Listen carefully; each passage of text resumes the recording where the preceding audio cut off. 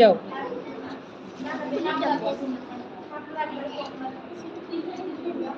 প্রথমে ফুলের টপ আঁকতে গেলে আমরা এভাবে আই করে নেব। আই করে নেওয়ার পরে এখানে ইউ করে নেব।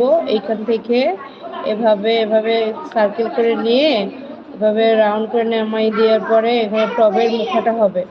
এখানে দুই পাশে এমন হবে, এটা এভাবে যাব, এটা এভাবে যাবে। হ্যাঁ, এটা কিন্তু গোলাপ ফুল। আচ্ছা, তুমি টব সহ ফুল চাইছো না? আর আমরা টব আঁকে ফেললাম। এখন হচ্ছে আমরা যদি গোলাপ ফুল আঁকতে চাই তাহলে ইউ দেব আগে। ইউ দেওয়ার পর ফুল লাগবে। ইউ দেওয়ার পরে এভাবে দেখো কিভাবে করছি।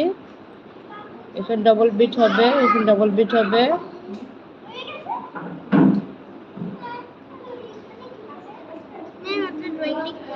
ভিডিও ড্রয়িং গুলো দেখতে দেখতে আমি অনেক সুন্দরই ড্রয়িং করতে পারি। Thank you.